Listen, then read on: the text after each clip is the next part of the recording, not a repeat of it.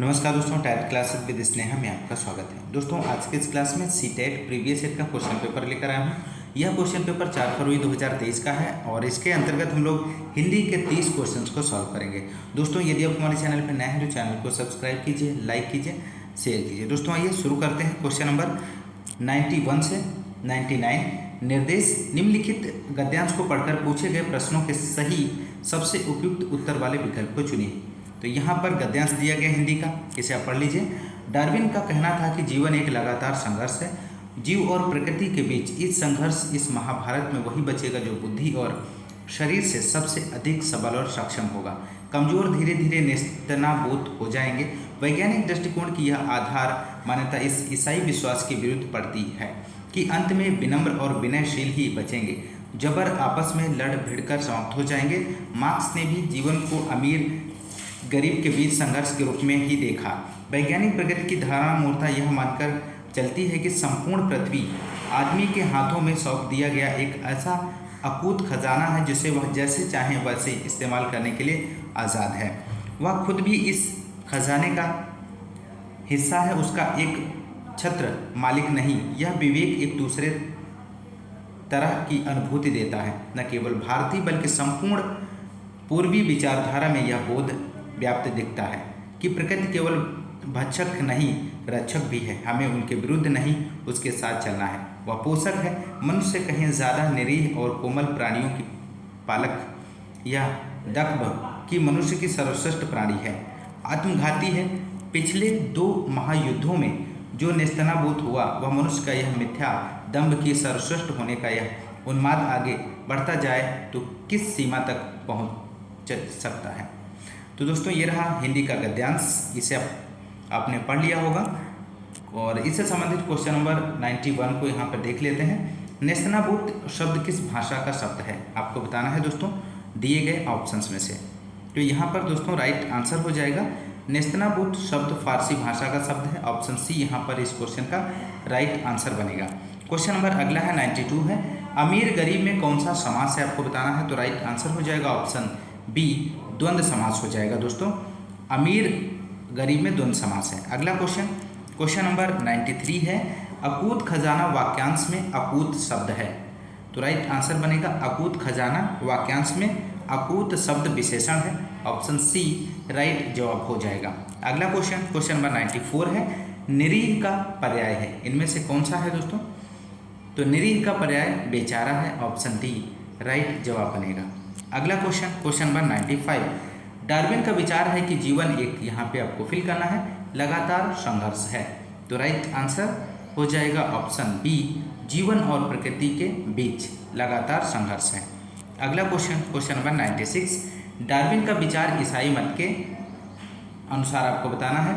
तो right answer हो जाएगा यहाँ पर ऑप्शन ए, विरुद्ध है। अगला क्वेश्चन नंबर 97 है। वैज्ञानिक प्रगति की धारणा में प्रकृति मनुष्य के लिए, ऑप्शन ए दिया गया अकूत खजाना है। ऑप्शन बी है एकाधिकारपूर्ण अकूत खजाना है। ऑप्शन सी है वह इस खजाने का हिस्सा है। ऑप्शन डी है उसका एक छत्र मालिक नहीं है। तो राइट आंसर यहाँ पे बनेगा दोस्तों इस क्वेश्चन का ऑप्शन बी, एकाधिकारपूर्ण अकूत खजाना है। अगला क्वेश्चन नंबर 98 है। भारतीय विचारधारा में प्रकृति संबंधी कौन सी धारणा सही नहीं है दोस्तों, आपको बताना है दिए गए ऑप्शंस में से। तो राइट आंसर यहाँ पे बनेगा ऑप्शन डी, वह मनुष्य सतत संघर्षरत है। नेक्स्ट क्वेश्चन नंबर 99 है। मनुष्य के सर्वश्रेष्ठ प्राणी होने के दम ने, यहाँ पे आपको फिल करना है दिए गए ऑप्शंस में से सटीक आंसर। तो राइट आंसर हो जाएगा ऑप्शन सी, 2 महायुद्धों के लिए उसे उत्तरदायी बनाया है। अगला क्वेश्चन नंबर यहाँ पे 100 से 105। निर्देश दिया गया निम्नलिखित काव्यांश को पढ़कर पूछे गए प्रश्नों के सही सबसे उपयुक्त उत्तर वाले विकल्प को चुनिए। इतना डर है बिखरा हुआ कि मन में आता है, तुम्हें बीज के अंतर मन में छिपे अंकुर सा अपने भीतर पालूं तब तक, जब तक कि तुम पूर्ण पेड़ ना हो जाओ, पर फिर लगता है कि क्या तब तुम झेल सकोगी। धूप के ताए, हवा के थपेड़े, बिजली के गर्जन तर्जन को क्या जमा सकोगी अपने पांव पृथ्वी पर मजबूती से। डर कर भी बिटिया इतना तो जान चुकी हूँ, अपने दम पर कि तुझे बीज की तरह उगना पड़ेगा, अपने बूते ही अपने हिस्से की धूप हवा और नमी पर हक जमाते। तो यहाँ पर दोस्तों क्वेश्चन नंबर 100 दिया गया है। अंतर मन में कौन सी संधि है आपको बताना है दोस्तों। तो यहाँ पर दोस्तों राइट आंसर हो जाएगा ऑप्शन डी, अंतर मन में विसर्ग संधि है दोस्तों। अगला क्वेश्चन नंबर 101 है, गर्जन तर्जन में कौन सा समास है आपको बताना है। तो राइट आंसर हो जाएगा गर्जन तर्जन में द्वंद्व समास है, ऑप्शन ए राइट जवाब बनेगा। अगला क्वेश्चन नंबर 102 है, धूप हवा और नमी प्रतीक है, किसका प्रतीक है दोस्तों। तो राइट आंसर हो जाएगा धूप हवा और नमी जीवन की मूलभूत आवश्यकताओं के प्रतीक हैं, ऑप्शन बी यहाँ पर इस क्वेश्चन का सटीक आंसर बनेगा। अगला क्वेश्चन नंबर 103 है, कविता में बीज प्रतीक है, किसका प्रतीक है। तो कविता में बीज ऑप्शन सी राइट आंसर हो जाएगा, स्त्री की अदम्य जिजीविषा और उत्पादकता का प्रतीक है। क्वेश्चन नंबर 104 है, जब तक कि तुम पेड़ न हो जाओ पंक्ति में पेड़ हो जाना सूचक है, किसका सूचक है।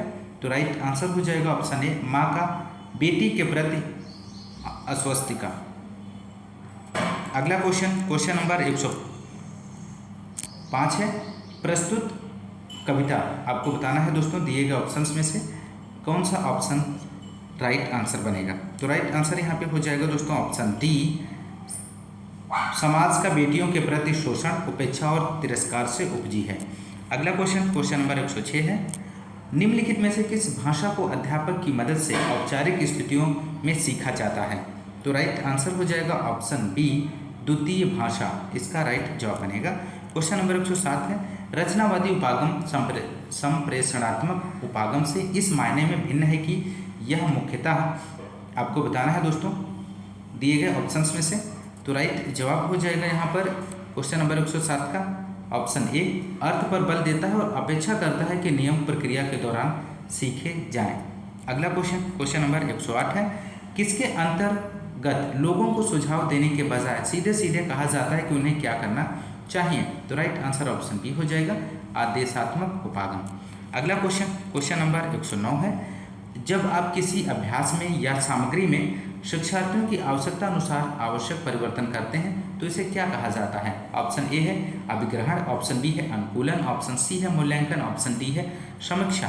तो राइट जवाब बनेगा दोस्तों यहाँ पर ऑप्शन बी अनुकूलन।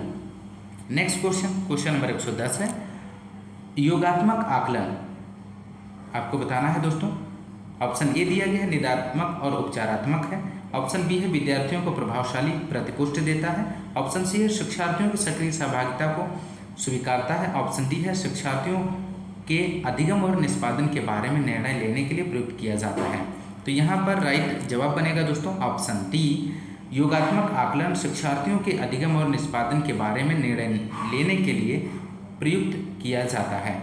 अगला क्वेश्चन नंबर 111 है, किस उपागम के अंतर्गत किसी बच्चे को कई शब्दों की वर्तनी गलत लिखने के बावजूद भी उसके समग्र भाषा प्रयोग के लिए अच्छे अंक दिए जाते हैं।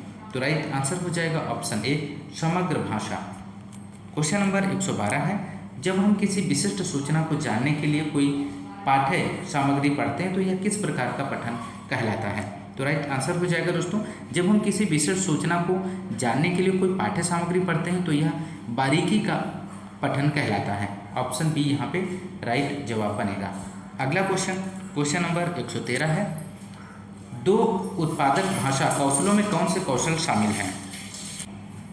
तो यहाँ पर दोस्तों राइट आंसर बनेगा इस क्वेश्चन का ऑप्शन डी, वाचन और लेखन।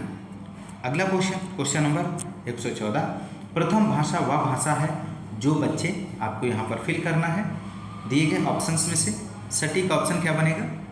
तो यहाँ पर राइट जवाब बनेगा ऑप्शन बी, बिना विशेष प्रयास किए अपने आसपास के परिवेश से अर्जित करते हैं, ऑप्शन बी यहाँ पे राइट जवाब बनेगा। क्वेश्चन नंबर 115 है दोस्तों, निम्नलिखित में से कौन सा ध्वनि का उत्पादन और बोध है आपको बताना है। तो राइट आंसर हो जाएगा ऑप्शन सी, स्वानिकी, इसका राइट जवाब बनेगा दोस्तों। स्वानिकी ध्वनि का उत्पादन और बोध है। क्वेश्चन नंबर 116 है, निम्नलिखित में से कौन सा श्रव्य भाषिक ड्रिल का अंश नहीं है? तो राइट आंसर हो जाएगा ऑप्शन सी, विद्यार्थी व्याकरणिक नियमों पर ध्यान देते हैं। अगला क्वेश्चन नंबर 117 है, निम्नलिखित में से कौन सा उपागम मुख्यतः प्रवाह को समुन्नत करता है? तो दिए गए ऑप्शंस में से आपको राइट आंसर का चयन करना है। तो राइट आंसर हो जाएगा ऑप्शन बी, संप्रेषणात्मक उपागम। संप्रेषणात्मक उपागम मुख्यतः प्रवाह को समुन्नत करता है। अगला क्वेश्चन नंबर 118 है, निम्नलिखित में से कौन सी गतिविधि अर्थ आधारित गतिविधि के अंतर्गत नहीं आएगी? तो राइट आंसर हो जाएगा ऑप्शन डी, प्रत्येक शब्द को पढ़ना। इसका सही जवाब बनेगा प्रत्येक शब्द को पढ़ना गतिविधि अर्थ आधारित गतिविधि के अंतर्गत नहीं आएगी। क्वेश्चन नंबर 119 है, अधिगम योजना के बारे में क्या सही है? आपको बताना है दोस्तों। तो अधिगम योजना बाल केंद्रित है, यह सही है, ऑप्शन सी राइट जवाब बनेगा। क्वेश्चन नंबर अगला है और अंतिम क्वेश्चन है 120 क्वेश्चन नंबर, गलतियों का विश्लेषणात्मक अध्ययन क्या कहलाता है? तो राइट आंसर हो जाएगा गलतियों का विश्लेषणात्मक अध्ययन त्रुटि विश्लेषण कहलाता है। तो राइट आंसर ऑप्शन ए हो जाएगा, त्रुटि विश्लेषण। तो दोस्तों यदि आपको क्लास पसंद आ रही है तो क्लास को ज़्यादा से ज़्यादा लाइक और शेयर करते रहिए दोस्तों इसी तरह से आपके लिए प्रीवियस ईयर के सभी क्वेश्चंस के पेपर जो हैं आपको सॉल्व कराए जाएंगे दोस्तों इस चैनल के माध्यम से। तो आप लोगों ने यदि ये चैनल को सब्सक्राइब नहीं किया तो चैनल को सब्सक्राइब कर लीजिए। दोस्तों मिलते हैं नेक्स्ट क्लास में, तब तक के लिए नमस्कार, जय हिंद।